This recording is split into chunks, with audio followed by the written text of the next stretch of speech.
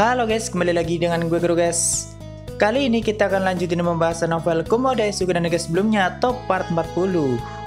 Jadi yang belum nonton part sebelumnya, gue saranin kalau nonton dulu biar lebih enak memahami alur ceritanya. Oke, langsung aja kita masuk ke konten.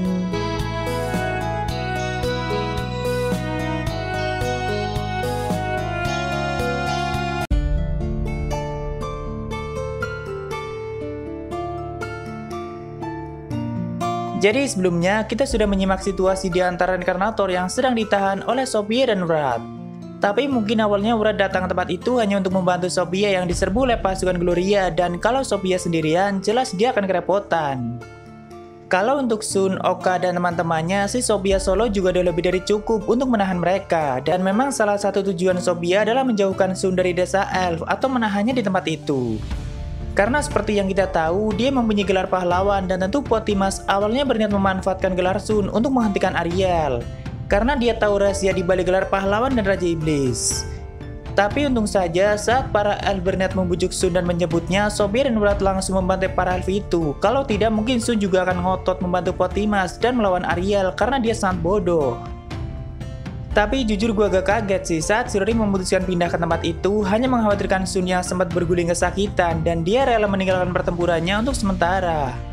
Padahal Oka Sensei yang paling dia pedulikan waktu itu juga masih baik-baik saja, bahkan Shirori sempat akan menghukum Sophia cuma gara-gara dia mengira kalau Sophia yang sudah membuat Sun kesakitan. Tapi untung saja Wrath menjelaskan semuanya dan itu bukan salah Sophia melainkan Wrath sendiri yang membunuh Ana di depan mata Sun. Jadi Shirori tidak perlu khawatir sampai segitunya. Tapi ya emang waktu itu Sophia sempat akan lepas kendali pada saat Yugo menyerang dari belakang dan mengejeknya. Karena walaupun di waktu ini Sophia sudah memiliki skill perlawanan sesat untuk menahan efek buruk dari gelar Envy, tapi kadang dia masih tidak bisa menahan diri dan mempunyai hasrat bertarung yang sangat besar. Mungkin Shirori juga mengkhawatirkan hal itu dan takut Oka Sensei akan terluka parah. Dia kan ingin selalu diperhatikan oleh Shirori, tentu dia merasa cemburu pada Oka yang selalu diistimewakan oleh Shirori. Lalu pada saat Katia dibuat kena mental oleh Wrath, itu mungkin cukup kejam, karena Wrath tidak sekedar mengintimidasi, tapi dia memaksanya melihat kenyataan kalau Katia sangat lemah, dan tidak ada yang bisa dia lakukan selain diam dan menyerah. Kata Shirori, perasaan yang dirasakan Katia saat itu sama dengan dirinya waktu pertama kali melihat sosok Alaba di labirin, dan saat itu Kumoko hanya bisa bersembunyi sekaligus ketakutan. Itu adalah momen yang sangat memalukan bagi dirinya dan masih diingat sampai saat ini. Tapi karena momen itu juga dia mempunyai keinginan kuat untuk mengalahkan Alaba yang sempat memberikan ketakutan pada dirinya karena Shirori mempunyai harga diri yang sangat tinggi. Tentu kalau Katia mungkin tidak punya keinginan kuat seperti itu. Lalu kita lanjutin lagi masa lalu Ariel sewaktu di panti asuhan guys. Tepatnya waktu itu anak-anak Chimera sudah dewasa dan mereka sudah mulai meninggalkan panti asuhan untuk mencari pekerjaan dan sebagainya dan bersosialisasi dengan masyarakat luar. Tapi pesan Sang Dewi selalu mereka ingat, yaitu harus selalu menaati hukum dan aturan yang ada dan jangan menyakiti orang lain. Saat ada waktu luang, mereka selalu kembali ke panti asuhan untuk mengunjungi Ariel dan Sang Dewi, dan sebagian dari hasil kerja mereka juga digunakan untuk kebutuhan panti itu. Walaupun sebenarnya untuk masalah keuangan sudah ada food way yang mencukupi semuanya dan itu lebih dari cukup. Tapi para Chimera juga ingin menjadi orang yang berguna dan tidak terus-terusan terkurung di dalam tempat itu. Walaupun fisik mereka sangat berbeda dengan manusia lainnya, tapi mereka berusaha menyesuaikan itu. Misalnya seperti Chimera yang mempunyai rambut aneh dan matanya tidak bisa melihat, dia menggunakan penutup wajah saat sudah dewasa. Dan kalau di WN dia bernama Kura, dan Kura adalah seorang pria sekaligus menjadi anak tertua di panti asuhan. Walaupun buta, tapi kayaknya dia bisa merasakan apapun yang ada di sekitarnya guys. Hanya Ariel sendiri yang tidak bisa kemanapun dan selalu tinggal di panti asuhan karena sampai dewasa pun fisiknya tetap sangat lemah dan selalu membutuhkan perawatan. Tapi Ariel juga tidak diam begitu saja, makanya dia selalu menyulam dan membuat sesuatu seperti souvenir, boneka, dan sebagainya. Lalu Ariel jual dan hasilnya juga dia gunakan untuk membantu panti asuhan mengingat biaya perawatan tubuh Ariel sangat mahal walaupun tidak ada yang keberatan dengan hal itu. Semua orang di panti itu saling menyayangi satu sama lain. Ariel mengalami masa-masa ini tidak hanya 1 atau 2 tahun guys, tapi sampai dia dewasa. Dan bahkan setelah sistem diciptakan dan menjadi sangat kuat, dia harus memainkan peran yang tidak mudah demi Sang Dewi dan dunia itu. Waktu itu, Kura dan Natalie sedang kembali ke panti asuhan dan seperti biasa mereka menemani Ariel dan ngobrol bersama. Ariel di situ mengatakan dirinya sedang membuat sebuah sal yang istimewa karena itu akan dia berikan pada semua orang di panti asuhan agar sal itu menjadi bukti kalau mereka pernah hidup dan tumbuh bersama. Dan hanya itu yang bisa Ariel berikan, tapi dia menyulamnya dengan penuh kasih sayang dan semoga aja bisa selesai sebelum dirinya kehabisan waktu. Karena Ariel merasa dirinya tidak akan bisa bertahan lama lagi dan bisa tumbuh dewasa aja udah merupakan keajaiban bagi Ariel. Jadi sebelum mati, Ariel ingin memberikan sal sulaman itu pada anak-anak Chimera dan juga Sang Dewi. Lalu Kura mengatakan, aku yakin kau bisa menyelesaikannya, dan dia pun pergi lagi. Tak lama setelah itu, giliran Gulia yang datang dan seperti biasa dia menanyakan Dewi Sariel. Tapi kebetulan saat itu Sariel sedang keluar, jadi dia juga akhirnya ngobrol dengan Ariel. Semua orang di panti itu sudah tahu kalau Gulia mulai mencintai Sariel, tapi Gulia seperti menyembunyikan perasaan itu dan pura-pura tidak mengakuinya. Cuma dia sangat polos, jadi orang lain bisa dengan mudah mengetahui ketertarikan Gulia pada Sang Dewi. Misal saat itu dia ingin bertemu Sariel, tapi kalau Sariel pulang, Gulia malah pura-pura tidak ada urusan dan malah akhirnya ngobrol dengan Ariel. Selalu seperti itu. Mungkin dulu dia agak sundere guys. Tentu Sang Dewi yang tidak peka juga tidak akan tahu mengenai perasaan Gulia. Jadi waktu itu Ariel memberikan saran pada Gulia dan menyuruhnya untuk jujur pada perasaannya sendiri agar Sang Dewi tahu. Tapi Gulia malah mengalihkan pembicaraan dan menanyakan sal yang sedang Ariel buat. Jadi Ariel juga menceritakannya pada Gulia dan Ariel juga nantinya akan membuatkan satu untuk Gulia jika dirinya masih punya waktu. Tapi ternyata kenyataan berkata lain karena setelah Ariel menyelesaikan sal buatannya dan memberikan pada semua orang di panti asuhan, dunia sudah dilanda kekacauan besar dan akhirnya sistem diciptakan. Jadi dia lupa tidak membuatkannya untuk Gulia. Tapi Ariel juga jadi mempunyai umur yang sangat panjang dan masih bisa bertemu Gulia untuk waktu yang sangat lama. Tapi di akhir chapter ini Ariel bilang jika semuanya sudah selesai dan dirinya masih punya waktu, maka aku akan membuatkan sal untuk Gulia.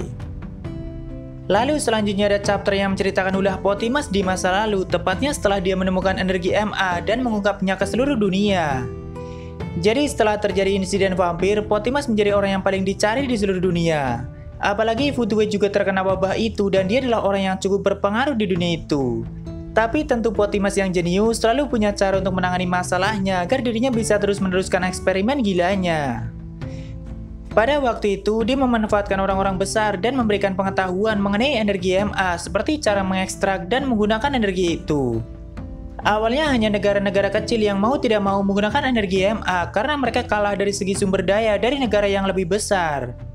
Namun seiring berjalannya waktu, banyak negara kecil itu akhirnya berkembang pesat dan mampu bersaing dengan negara yang jauh lebih besar. Jadi terpaksa negara-negara besar juga tidak mau kalah dan ikut memanfaatkan energi MA.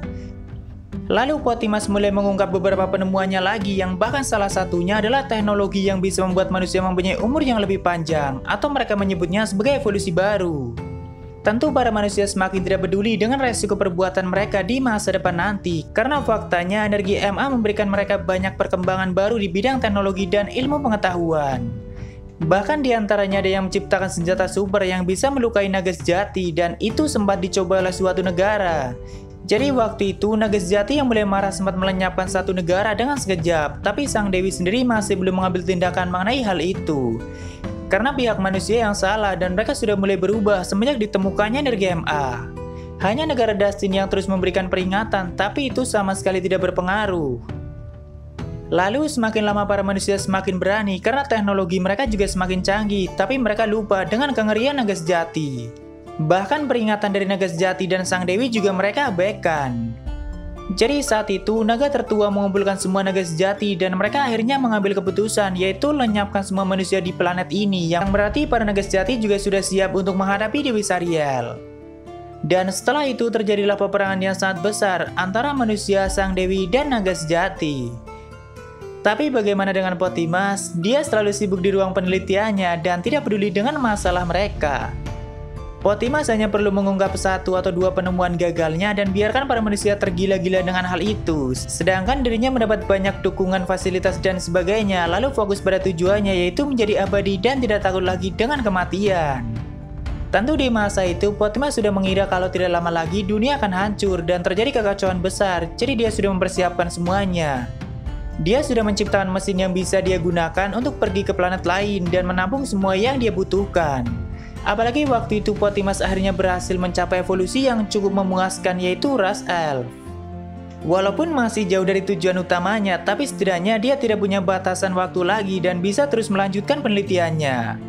Jadi dia tidak peduli kalaupun planet harus hancur di masa itu karena dia sudah mendapatkan semua yang dia butuhkan. Hanya gara-gara satu orang semuanya menjadi kacau, tapi kata Gullier ada hal baik di balik tindakan Pothimas.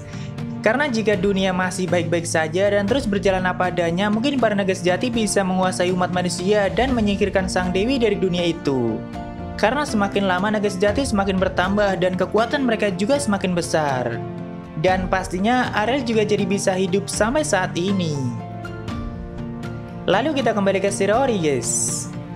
Setelah dia menyuruh Wrath untuk menarik mundur semua pasukan iblis dan kekaisaran, Chirori langsung pergi lagi dari tempat itu dan menuju ke wilayah Queen Taratek sedang bertarung.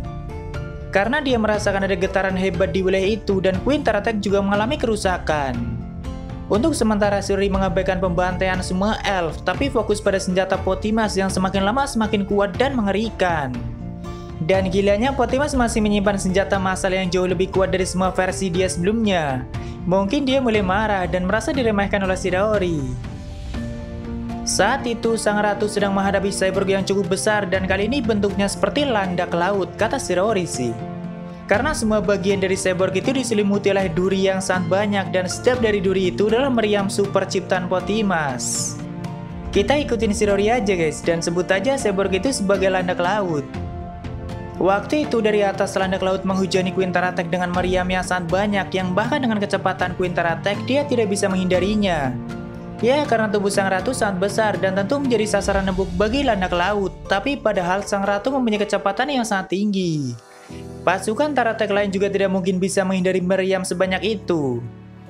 Semakin lama Queen Taratek semakin menerima kerusakan yang parah, tapi di saat dia berhasil menghindari beberapa meriam, dia memusatkan kekuatan pada semburan dahsyatnya dan itu berhasil mengenai landak laut dengan telak. Tapi gilanya sang landak laut tidak mencoba menghindari serangan itu dan seperti mengatakan kalau dirinya tidak perlu menghindar. Karena nyatanya landak laut sama sekali tidak tergores oleh serangan sekuat itu. Padahal semburan nafas sang ratu itu bisa menghancurkan sebuah gunung, tapi ternyata tidak bisa menembus armor dari landak laut. Chirori yang masih mengamati berpikir kalau barrier yang menyelimuti landak laut benar-benar kuat dan bahkan kekuatannya sama sekali tidak bisa dibandingkan dengan semua cyborg Pothimas sebelumnya. Kalau seperti itu, sudah tidak ada cara lagi bagi sang ratu untuk melawannya karena semburan nafas adalah serangan terkuat Queen Taratek dan kalaupun dia menyerang dengan kekuatan fisik, semua tubuh landak laut juga diselimuti oleh bola meriam dan itu sama aja bunuh diri. Saat itu Chirori mulai maju karena sang ratu mulai mencapai batasnya. Lalu dia menggunakan klon spasial seperti sebelumnya dan menembakkan peluru asteroid ke arah landak laut dan benturan dari serangan itu menciptakan gelombang yang cukup dahsyat. Tapi gilanya landak laut sama sekali tidak menerima kerusakan. Dia sempat menciptakan suara seperti raungan yang sangat keras. Apakah itu cara landak laut memblokir serangan fisik? Tapi ini adalah asteroid yang sangat keras dan harusnya sebuah barrier sekalipun tidak bisa menahannya kecuali barrier itu sangat-sangat kuat. Dan menurut Chirori, dia mempunyai barrier yang berlapis atau tidak hanya satu. Jadi dia mempunyai penghalang anti sihir dan juga anti serangan fisik. Kalau sudah seperti itu, terpaksa Chirori harus menggunakan tubuh utamanya dan bertaruh secara langsung. Jadi adu pasukan untuk sementara dimenangkan oleh Pothimas karena klon spasial Chirori tidak mampu melukai landak laut dan dia harus menggunakan tubuh utamanya. Dan teknik yang akan digunakan Chirori kali ini juga salah satu kartu andalan dia yang harusnya digunakan untuk saat-saat terakhir. Karena mungkin saja Pothimas masih mempunyai cyborg yang jauh lebih kuat dari itu. Saat itu Chirori mulai membuka matanya lalu dia mengaktifkan mata jahat kerakusan dan itu akan menghilangkan penghalang sihir landak laut sekaligus menyerap kekuatannya. Dulu di volume 10 kan Chirori pernah menjelaskan kalau dirinya sudah menciptakan kemampuan yang mirip dengan skill Gluttony Ariel yang konsepnya bisa menyerap apapun dan menjadikan itu sebagai energi murni baginya. Nah, mata jahat kerakusan ini adalah versi turunan dari Gluttony Ariel cuma sudah Chirori kembangkan di waktu ini.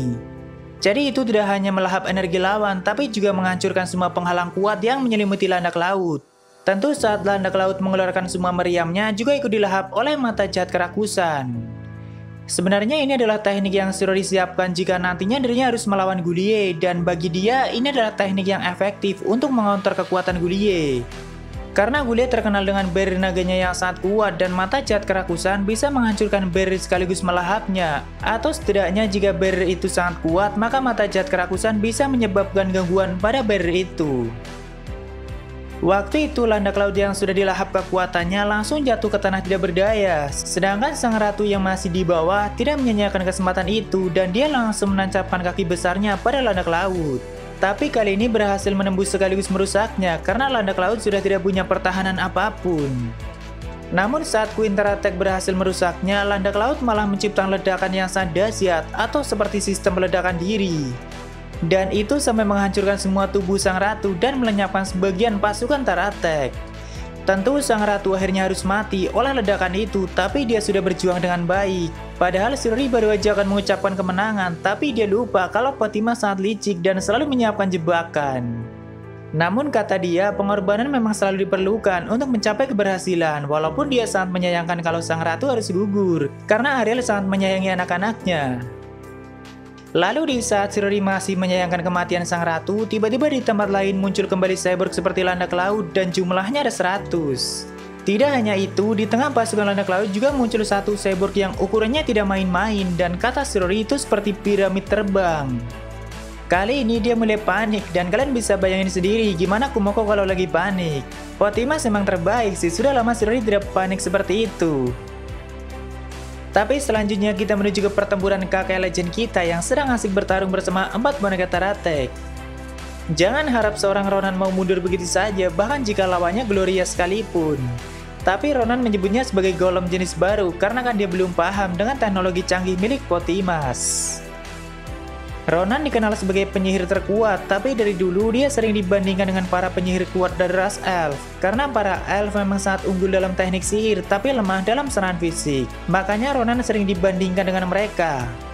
Tapi ternyata setelah merasakan pertempuran ini, bagi Ronan rumor mengenai penyihir terkuat elf hanya omong kosong. Karena faktanya dia sudah mengalahkan para penyihir elf yang mereka anggap kuat, dan bagi dia mereka masih lemah, bahkan tidak lebih kuat dari para murid Ronan.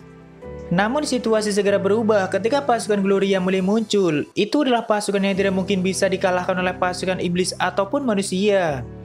Jadi terpaksa Ronan menyuruh pasukannya untuk mundur, sedangkan dirinya merasa tertantang untuk mengalahkan Gloria. Karena saat dia menggunakan penilaian, ternyata Gloria tidak dapat dinilai. Dan menurut dia, Gloria pasti makhluk yang cukup kuat karena dia seperti master yang tidak dapat dinilai.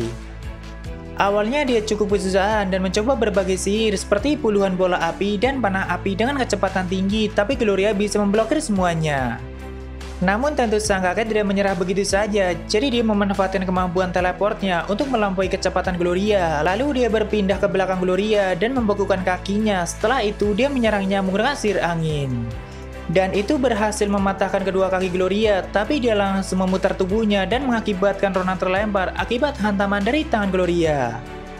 Tidak berhenti sampai situ, Ronan lalu mengaktifkan Heal Magic level 4 yaitu kabut api, dan itu berhasil menyelimuti semua tubuh Gloria sekaligus menciptakan banyak bola api yang sangat panas.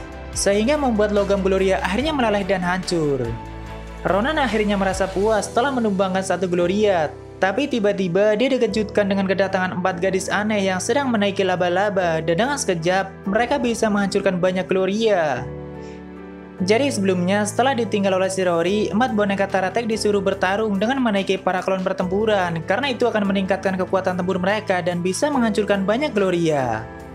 Kalau ada ilustrasinya pasti akan sangat lucu guys. Waktu itu Viel sempat berhenti dan melihat Ronan yang kesusahan hanya untuk menumbangkan satu Gloria. Lalu Viel mengatakan pada Ronan, pria tua yang tidak berguna, dan Viel mengatakan itu berulang-ulang. Sampai akhirnya Ael memukul Viel dan menyuruhnya untuk tidak usah memperdulikan seorang kakek tua. Itu baru pertama kalinya Ronan melihat 4 boneka Taratek, jadi dia memberanikan diri untuk melakukan penilaian pada mereka. Dan setelah melihat statistik mereka, Ronan langsung teringat pada tuanya atau Shirori, dan dia berusaha menghubungkan semua itu. Tentu 4 boneka Taratek yang merasa dirinya sedang dinilai langsung menatap Ronan, dan Ronan mulai panik karena stat mereka sangat tinggi. Tapi ternyata Viel cuma mengejeknya kembali dan mengatakan kakek yang tidak berguna. Namun Ronan juga sangat kaget karena masing-masing dari mereka mempunyai nama, yang berarti mereka mempunyai kecerdasan yang tinggi. Merasa dirinya terus diejek, sang kakek tidak akan menyerah dan harus menunjukkan pada 4 gadis aneh itu kalau aku jelas bukan kakek yang tidak berguna. Kali ini Ronan melelehkan tanah di sekitar Gloria dan setelah itu dia menciptakan suhu yang sangat dingin di sekitar tubuh Gloria. Dan itu bisa membuat logam yang sangat keras pun menjadi sangat rapuh, jadi Ronan bisa menghancurkannya dengan mudah. Tapi Gloria tidak hanya satu dan Ronan lagi-lagi terlempar oleh hantaman Gloria yang lain. Tapi dengan gaya sombongnya Ronan mengatakan pada Viel, apakah tadi kau melihatnya? Namun tetap saja Viel masih mengejek Ronan dengan sebutan kakek yang tidak berguna. Karena nyatanya dia masih terluka oleh Gloria yang lain. Lalu sang kakek yang semakin tertantang akan menunjukkan kemampuannya yang lebih dari itu, agar Viel tidak mengejeknya lagi. Bahkan dia memperkenalkan dirinya dengan sangat lantang, kalau aku adalah Ronan. Kali ini Ronan memutuskan untuk bergabung langsung dengan pertarungan 4 boneka Taratek, dan dia akan berusaha melemahkan tubuh Gloria agar 4 boneka Taratek bisa menghancurkannya dengan mudah.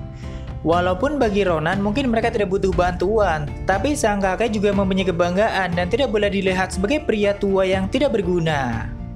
Apalagi 4 garis itu juga terhubung dengan Shirori dan kemungkinan dia ada di pertempuran itu. Jadi untuk yang kesekian kalinya Ronan akan melampaui batasannya dan mendukung mereka sekuat tenaga. Lagi-lagi sang kakek akan menggila, tapi kita lanjutkan di part selanjutnya guys. Oke, waktunya Saweria. Ada dari Om Bob, bang gue pengen nanya, jadi budaknya Sophia gimana ya? Mungkin lu harus nanya sama Walt gimana caranya, tapi mending jangan deh, karena Walt juga akhirnya cuma diabaikan sama Sophia. Dan masih dari orang yang sama, bang ini Kumo Desuga tuh baru sampai volume 14 LE-nya, lalu kalau WE-nya? Kalau LE-nya, ia baru sampai volume 14, dan volume 15-nya baru akan rilis Desember nanti, itu pun yang versi Jepang. Lalu kalau WE-nya masih stuck di pertarungan Gulia versus Shirori dan gue udah pernah buatin pembahasannya. Kalian bisa cari aja di channel ini. Thank you bro. Lalu dari Shiki Fujin, Min. Ngeri juga hampir disabar sama Dewa Kematian. Thank you Shiki. Dan ada dari fans Sophia, kalau Kumoko udah kelar, kalau bisa dan Machi bang. By the way minta nomor WA Sophia bang kalau ada. Gue nggak pernah baca novel dan Machi guys, dan bahkan animenya cuma nonton season 1 dan 2-nya doang. Nggak tahu kenapa bagi gue itu anime lebih fokus ke haremnya daripada alur ceritanya, padahal konsep ceritanya lumayan menarik. Tapi yang nggak tahu juga sih kalau baca novelnya mungkin bisa lebih beda dari animenya. Lalu untuk WA Sophia mungkin lu bisa tanyain sama Oke Sensei yang pernah jadi gurunya. Thank you bro. Lalu dari Asedia Naiwa, udah gitu doang. Thank you Asedia. Dan ada dari Dava, nih bang buat ngopi biar cepet update. Oke makasih Dava. Lalu dari Momo, bang request Mushoku Tensei dong, bagus tuh. Kapan-kapan deh guys, tapi gue nggak janji oke? Jujur gue gak kuat sama dramanya saat baca itu novel, malah lebih betah kalau nonton animenya. Soalnya di novel dramanya tuh terasa banget guys, dan dulu gue pernah dibaca gara-gara itu, tapi saat dijadiin anime malah keren parah. Jadi ya gitu, thank you Momo. Oke, itu semua dari Saweria, makasih yang udah donasi, dan mungkin segitu aja untuk pembahasan kali ini. Jika ada kesalahan gue minta maaf, atau kalian bisa koreksi aja di bawah. Like jika kalian suka dengan video ini, dan dislike jika tidak suka tidak apa-apa. Thank you yang udah mampir, sampai ketemu di video selanjutnya. Salam kuru guys.